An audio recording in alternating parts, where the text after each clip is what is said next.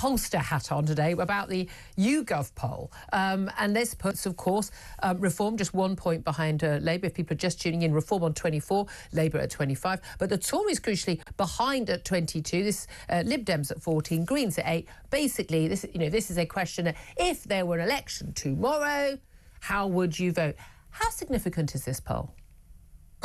It's of interest, Julia. I always try and answer your question as an independent polling analyst, not as a Conservative, and I enjoyed our conversations.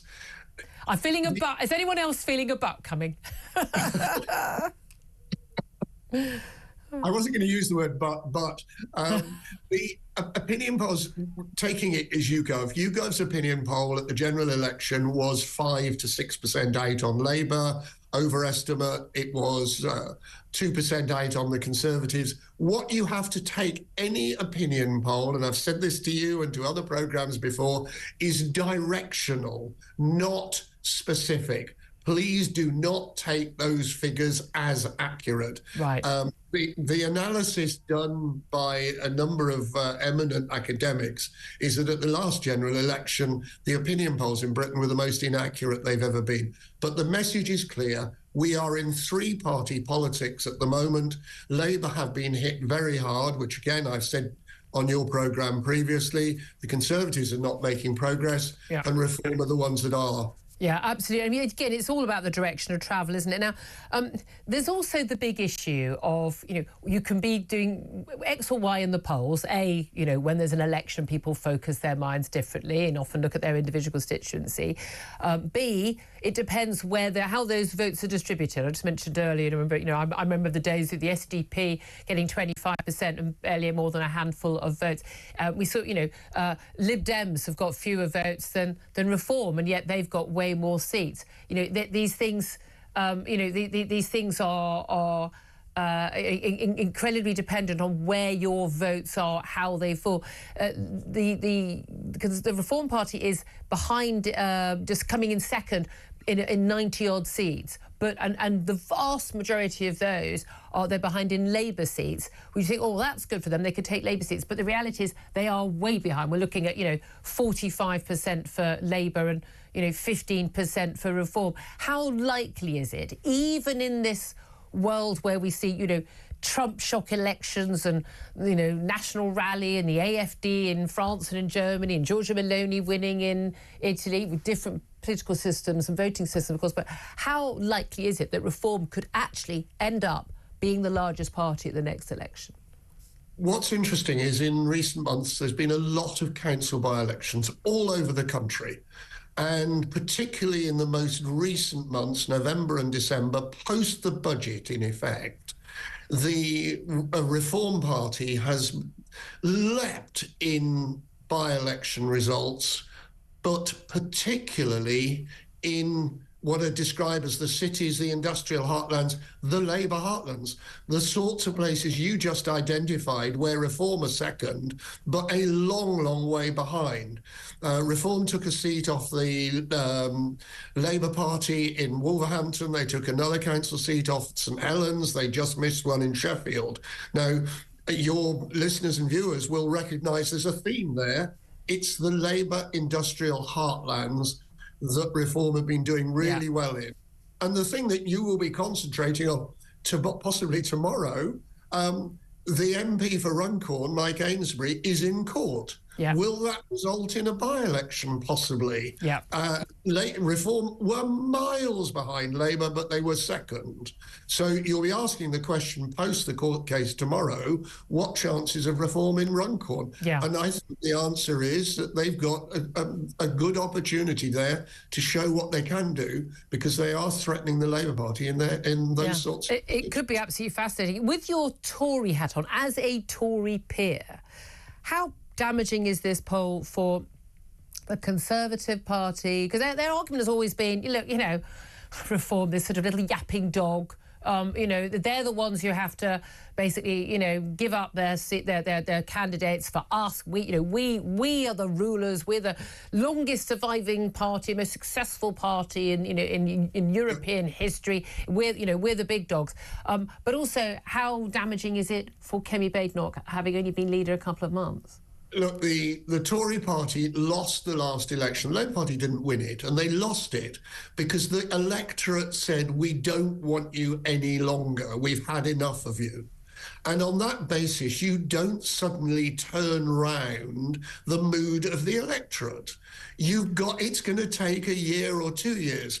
So well, hold on a minute, but we've already seen a massive change for the vote for Labour down. That's plummeted. Yes, but that's different. I'm talking here about the mood of the electorate towards the Conservative Party, which was displayed very clearly at the general election. We don't want you anymore. Yeah. And what Kemi and the current leadership has got to do is convince the electorate, and particularly those people who abstained, went to other parties as well, but there's a huge number who abstained.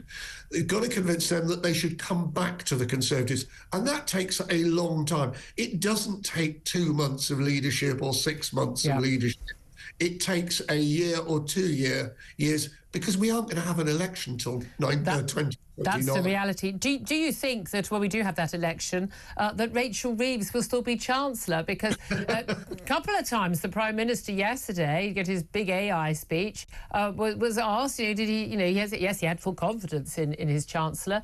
I mean, realistically, no one thinks Tulip Siddiq is still going to be a Treasury Minister at the end of the month. No one. Probably including Tulip Siddiq. Probably including Keir Starmer. But the fact that he has to answer questions about the future of his own Chancellor just 6 months in, it's pretty telling, isn't it? It is telling. There's no question about it. I certainly did not expect that 6 months, 6.5 months into a Labour government, one would be in a position where we're discussing quite seriously, quite genuinely, whether Rachel Reeves will be in position. She was the most obvious minister, along with Wes Streeting, for their positions in government. Yeah. And we have this amazing position. In answer to your question, politics comes and goes. I have no idea. You know that I only make election predictions about 10 days out. Yeah.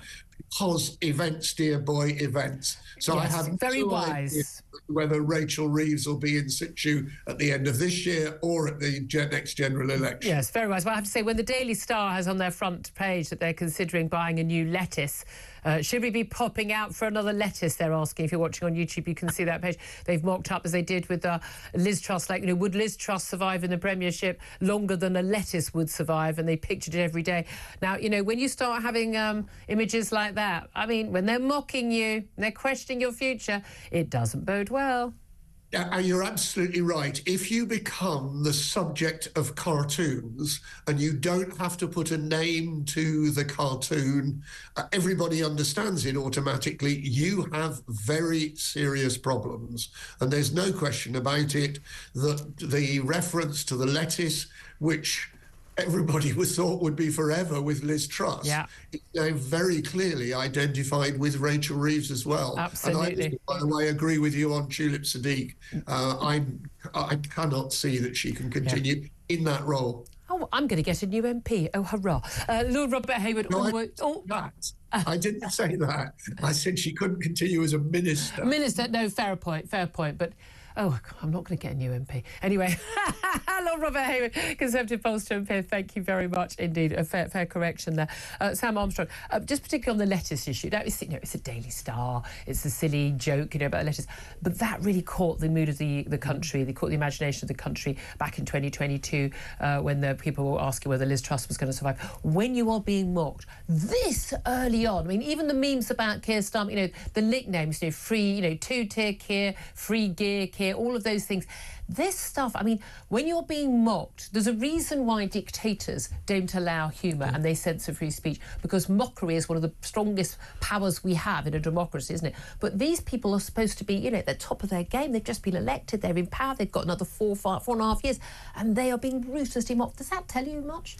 Well, I think the biggest problem that Labour have got, and I don't say this in a pejorative sense, this is me talking as a political consultant, is that so many of these ministers are personality-free zones. I mean, literally the most interesting thing about Rachel Reeves is the fact that she's got a bob haircut.